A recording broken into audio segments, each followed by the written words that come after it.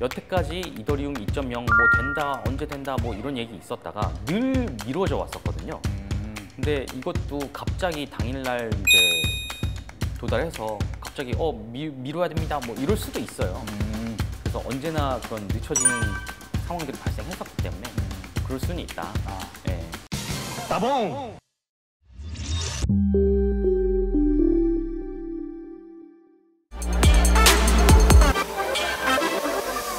그리고 속도. 머지가 어떻게 보면 업그레이드이기 때문에 속도나 뭐 수수료가 싸진다거나 속도가 올라간다던가 뭐 이렇게 오해를 하시는 분들이 꽤 많으시더라고요. 그 신문 기사에서도 찾아보시면 머지 이후 속도가 많이 올라갈 것이다. TPS 처리 속도가 올라갈 것이다.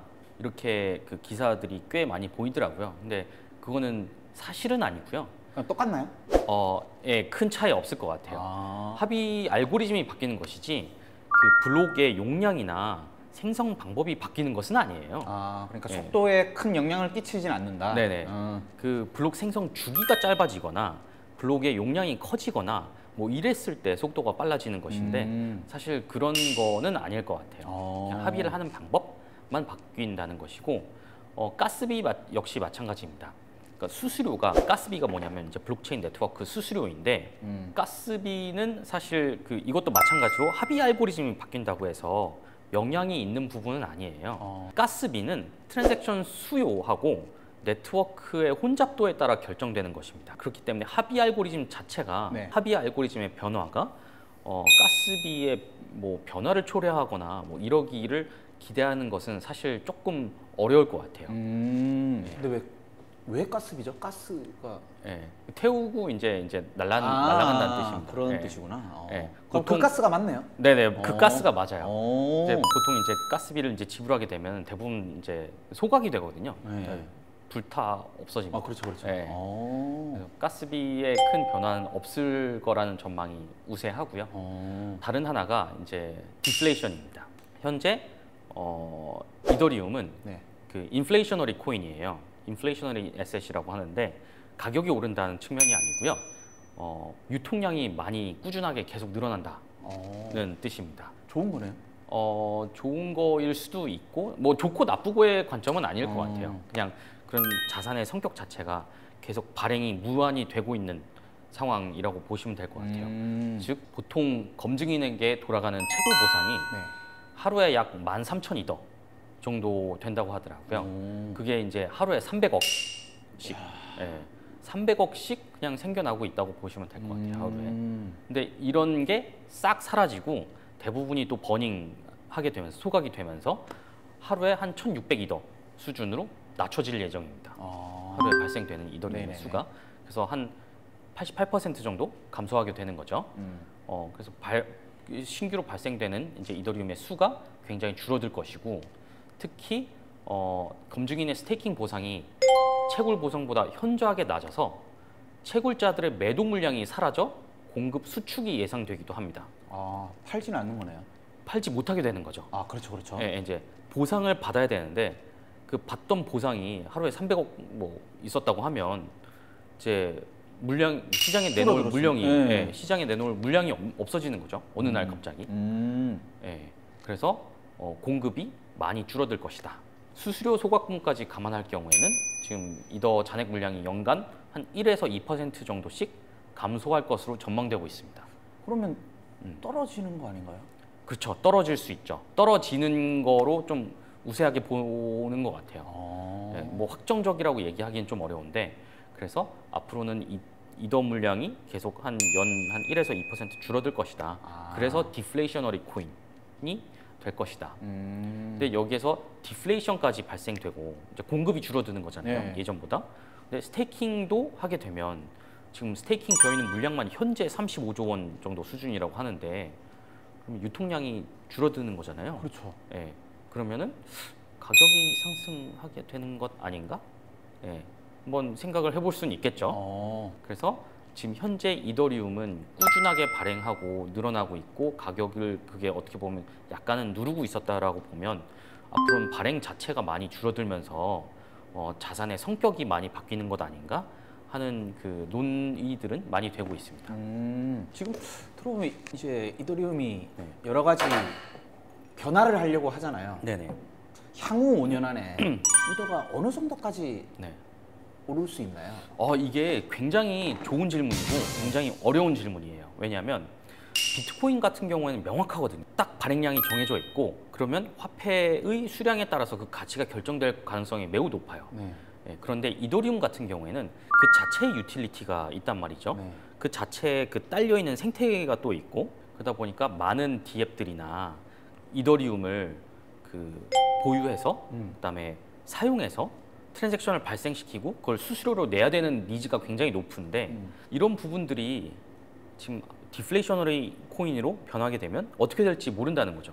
지금은 그냥 수수료처럼 원유 같다는 얘기를 그래서 많이 하거든요. 네. 수수료처럼 쓰고 있는데 앞으로는 자산의 성격이 굉장히 크게 반영되지 않을까 싶은 거죠. 그래서 앞으로 이더리움의 행방이 어떻게 될지 좀 지켜봐야 되긴 합니다. 비트코인의 성격, 즉 디플레이셔너리 코인으로서 자산으로서의 성격도 있는 반면에 기존의 생태계를 유지하기 위해서 원유처럼 그 쓰이던 그 유틸리티로서의 그 성격이 동시에 지니게 되는 어떻게 보면 좀 독특한 코인이 되지 않을까 싶습니다. 그러니까 뭔가 이더리움은 일을 하는 것 같아요. 네네. 제가 느끼기에. 맞아요. 네네. 네. 뭔가 변화를 꾀하고 네네. 네. 뭔가 그런 부족한 면을 네. 좀 채우려고 네네. 노력하는 게 보이는 것 같은데 굉장히 많이 그렇죠. 이런 얘기만 들어도 스텝 1인데 네네. 스텝 5까지 하면 네네. 좀 완전체가 되지 않을까. 네네네. 맞습니다. 네. 사실 아직 갈 길이 멀어요. 네. 뭐 방금 말씀드렸지만 그 지적해 주신 대로 앞으로 만약에 이제 더 머지가 이제 성공하고 나면 생태계 활성화가 가장 기대되는 항목 중에 하나이긴 해요. 현재 디앱들도 이제 더 많이 만들어질 것이고 뭐 NFT나 뭐 이런 부분들 이더리움 블록체인을 활용하는 네. 많은 프로젝트들이 더 풍성해지지 않을까 싶은 생각은 듭니다. 호재가 많은 코인이네요. 메이저 코인 중에서도. 그렇죠. 네. 비트코인은 약간 꼰대 같잖아요. 느낌이. 네네. 네. 비트코인도 뭐 발전이 없는 것은 아닌데 이미 그 자체로 훌륭하다. 그렇죠. 라고 상징성이 좀 센 거죠. 그렇죠. 네. 라고 생각하는 사람들이 굉장히 많아요. 그래서 오히려 비트코인을 건들지 말아야 된다. 아. 뭐 이런 뭐 사람들도 있긴 있고. 그렇죠, 그렇죠. 사실 이 벤츠 같은 경우도 네. 지박에는 안 바뀌어요. 네. 바꾸면 안 돼요. 네네. 네, 그런 차들이 있거든요. 네네네. 약간 비트코인도 약간 그렇지 않을까. 네네. 네. 맞습니다. 네. 약간 제가 볼 때는 이더가 이클, 네. 이도 같은 이 비슷한 이클 정도 네. 변화를 좀 깨하는. 네. 네. 내일 아침에 한번 지켜봐야 되는 것은 실제 성공할지 여부예요. 예정대로 파리 업그레이드가 잘 실행이 돼서 예정대로 이제 알고리즘이 바뀔지 보기도 해야 되고 뭐 버그가 생기지는 않을지, 그러니까요. 해킹이 발생하지는 않을지 이런 무수한 변수들이 있기는 해요. 여태까지 이더리움 2.0 뭐 된다, 언제 된다 뭐 이런 얘기 있었다가 늘 미뤄져 왔었거든요. 근데 이것도 갑자기 당일날 이제 도달해서 갑자기 미뤄야 됩니다 뭐 이럴 수도 있어요. 확률이 높아 보이진 않지만 현재로서는. 네네네. 그래서 언제나 그런 늦춰지는 상황들이 발생했었기 때문에 뭐 그럴 수는 있다. 예. 따봉. 그다음에 특히 이제 관전 포인트가 네. 아까 말씀하셨던 것 중에 하나인데 기존의 이더리움을 채굴하던 사람들은 이제 갑자기 새가 된 거죠. 뭐냐? 나는 열심히 채굴장 차려가지고 채굴하고 있었는데, 그러니까요. 예, 그래서 이걸로 돈을 벌고 있었는데 네. 갑자기 뭐 POS로 바뀌게 되면 이거 채굴 장비 이거 다 무용지물 아니냐 네. 할 거 아니에요. 그렇죠. 그래서 지금 이 업그레이드를 반대하고 있는 사람들도 있어요. 근데 그게 소수네요, 그러면. 소수겠죠. 네. 예, 이더리움 그 채굴자들은 이 어마어마한 장비와 임대료와 전기료를 내가면서 채굴을 하고 있었는데 이제 갑자기 수익원이 사라진 거죠. 그렇죠. 큰일 날 상황이죠. 예, 큰일 날 상황이기 때문에 대부분은 이 업그레이드를 지지하고 있음에도 불구하고 채굴자들은 이 업그레이드를 거부하고 있습니다. 그래서 기존의 POW 방식의 이더리움 블록체인을 유지하겠다라고 해서 만약에 업그레이드가 진행될 경우, 파리 업그레이드가 진행될 경우 본인들만의 POW 이더리움 블록체인을 유지하겠다라고 선언을 했어요. 그게 근데 선언을 한다고 해서 네. 그걸 계속 유지할 수 있는 건가요? 뭐 채굴을 계속하게 되면 체인은 계속 발생하는 거니까 블록은 발생하는 거니까 뭐 할 수는 있겠죠. 특히 지금 이제 저희가 TTD라고 했었잖아요. 최종 채굴 난이도. 네네. 이게 왜 존재하냐면 아예 채굴이 불가능해지도록 하기 위한 조치이거든요. 채굴 난이도가 너무 높아서 채굴을 해도 연산을 해도 채굴이 안 되는, 그러니까 블록 생성이 안 되는 건데 이걸 난이도 폭탄이라고 합니다. 네. 난이도 폭탄을 없애는 작업을 또 하고 있어요. 그 난이도 폭탄을 없애고 계속 그 채굴을 하겠다라고 하고 있어서 이게 뭐 가능할지는 뭐 모르겠지만 일단 24시간 내에 하드포크 하겠다라고 선언을 한 상태이긴 합니다.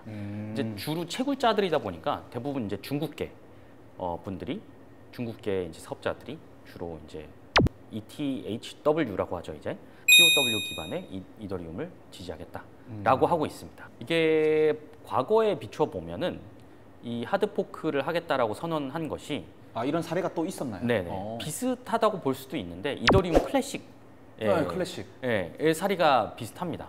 이더리움 클래식은 그 지금은 이제 나름대로 독자적인 생태계를 구축하고는 있고 POW 방식으로 그대로 가고 있어요. 이제 그때 당시를 좀 생각을 해보면 이더리움 클래식은 더 다오 사태, 그러니까 저희가 예전에 한번 다뤘었죠. 다오 사태. 네, 더 다오 사태의 결과물로 이제 이더리움 블록체인이 하드포크를 하게 되면서 발생한 그 블록체인이에요. 그때 당시에 더 다오 사태에 비탈릭 부테린이 우리 이거 없던 일로 하자, 다시 롤업하고 없던 일로 하고 다시 새로 시작하자 라고 해서 이제 생겨난 게 현재 이더리움이라면 이더리움 클래식은 원래 일어난 일은 일어난 일이다. 그렇죠, 그렇죠. 예, 이거를 누가 한 명 뭐 이렇게 얘기한다고 해서 백도 안 된다. 예, 백도 안 된다라고 해가지고 그냥 계속 이어져 온 게 이더리움 클래식이거든요. 그래서 어떻게 보면 그런 철학적인 좀 클래식이란 말 자체가 약간 좀 그렇잖아요. 뭔가 원래 오리지널. 그래서 그런 이더리움 클래식과 이더리움의 차이는 그런 어떻게 보면 일어난 일은 일어난 일이고 해킹이든 무엇이든지 간에 어쨌든 그런 철학적인 좀 의견 차이에 의해서 갈라진 체인이에요. 근데 지금의 POW 이더리움은 사실 그냥 단순히 돈벌이처럼 비춰질 가능성이 매우 높아요. 지금 어떤 철학적 뭐 그 소명이나 뭐 이런 거 없이 그냥 일단 그냥 보상 떨어지니까 그냥 그 체인을 유지하겠다라고 해서 비탈릭도 이건 굉장히 많이 비판을 하더라고요. 그래서 뭐 이더리움 클래식은 그 이후로 이더리움과 갈라지면서도 독자적으로 많은 그 개발자들이 붙어 있고 자체적으로 생태계를 구축하려고 많이 노력을 하고 있는 상태이긴 합니다. 하지만 그 ETHW라고 지금 명명되는 것 같은데 여기에는 사실 좀 어떤 그 효용이나 가치가 있을지는 상당히 좀 의문이기는 해요. 그럼 앞으로 이제 1단계가 실행이 되면 혹시 2단계는 또 언제 되는 거고 2단계는 뭔가요? 일단 그 1단계는 그 지금 여태까지 말씀드린 대로 머지이고 가장 큰 이제 이슈가 그 하비 알고리즘의 전환. 그다음에 전력 소비량 감축이 이제 메인이라고 하면 2단계는 또 서지라고 해서 샤딩이라는 것을 도입하게 됩니다. 샤딩이 뭐죠? 샤딩이 뭐냐면 어떻게 보면 지금 그 머지는 탈중앙화를 좀 더 개선하기 위한 것이라고 보면 보안 쪽인가? 샤딩은 아니요. 확장성이라고 보시면 될 것 같아요. 샤드라는 게 하나의 조각이라는 뜻이거든요. 하나의 조각은 피스 아닌가요? 그것도 맞기는 해요. 근데 샤드라고 하면 일반적인 그냥 이미지는 좀 날카로운 조각, 유리 조각. 약간 파편 같은 느낌. 파편 이런 느낌이에요. 근데 그 샤딩이 뭐냐면 블록체인을 여러 개의 조각들로 나누어서 병렬적으로 처리를 하자. 그렇게 되면 하나의 체인을 그 직렬적으로 이렇게 쭉 이어서 처리할 때보다 나누기 때문에 드는 처리 속도가 개선되지 않겠냐라고 해서 이 샤딩을 이더리움 블록체인에 입히는 과정을 서지라고 합니다. 그래서 지금 현재 뭐 이더리움 속도가 많이 느린 게 좀 어떻게 보면 이슈이긴 한데 샤딩을 도입하게 되면은 굉장히 획기적으로 그 속도가 많이 높아질 것으로 기대를 하고는 있고요. 이 시점은 내년 언젠가가 될 것 같습니다. 내년 언젠가? 네. 지금 사실 머지의 샹하이 업그레이드도 지금 앞으로 6에서 12개월 걸린다고 말씀드렸는데 서지를 하게 되면 이거는 뭐 또 그 정도 걸리는 거고. 네. 한 1년 최소 어쨌든 샹하이 뒤에 네네. 일어날 가능성이 매우 높아서 뭐 한 내년 말 이때쯤이지 않을까 싶기는 해요. 이게 또 한 월드컵 주기 정도 되는 거네요. 네네네. 이게 뭐 다 업그레이드 하려면 네네. 4, 5년 걸리는 거네. 네. 이게 이제 두 번째 단계이고요. 세 번째 단계가 The Verge라고 해서 네. 버클트리를 통해 이더리움의 저장 공간을 최적화하고 노드 크기를 줄여서 이것도 역시 확장성을 크게 증가하는. 네. 저희 알고박스 채널이 5단계까지 할 때까지는 할 거니까. 네네네. 네. 계속 뭐 지켜봐야겠네요. 네네네. 이것도 마찬가지로 속도에 이제 좀 더 주안점을 두고 있다고 하면 네 번째, The Purge. 펄지. 네. 이거는 검증인에게 요구되는 하드 드라이브 공간을 줄여서 네. 저장 공간 간소화로 네. 네트워크 정체를 없애는 그 업그레이드입니다. 이런 네트워크 정체를 좀 없애겠다 라는 것 같아요. 네. 마지막은 뭔가요? 스플러지라고 해서 여기는 뭐 대단한 뭐 테마를 가지고 있는 업데이트는 아니고요. 이전에 했었던 4단계 자잘자잘한 업데이트들 보완이구나. 네, 하겠다입니다. 그래서 이 5단계로 나누어 있고요. 서지 같은 경우는 2023년 뭐 언젠가 진행될 예정인데 나머지 그 3개의 업그레이드는 뭐 언제 일어날지 뭐 기약이 없어요. 뭐 아이폰 14가 이번 달 말에 나오니까 한 네. 아이폰 20 정도 나올 때면 네네. 네, 되지 않을까. 네네. 네네. 그래서 이제 궁극적으로는 네. 10만 TPS를 달성하겠다. 뭐 지금 제가 잘 기억이 안 나는데 비자가 뭐 몇만 TPS, 몇십만 뭐 TPS 그 초당 처리 네네. 속도가 몇십만 된다고 알고 있는데 이더리움도 한 10만 TPS 정도는 달성할 수 있도록 하는 것이 목표다. 근데 10만 TPS를 달성하면서 탈중앙화나 보안에 또 마찬가지로 더 강화해 나가는 그런 계획입니다. 궁금한 게 네네. 이더의 가격이 비트코인을 앞지를 수도 있나요? 사실 향후에 그럴 가능성이 사실 그러니까 1 이더의 그 가격이 1 비트코인을 넘어서기는 사실 쉽지는 않을 것 같아요. 네. 그런데 시가총액이 이더리움이 비트코인을 넘어서는 것은 가능할 수는 있을 것 같아요. 네.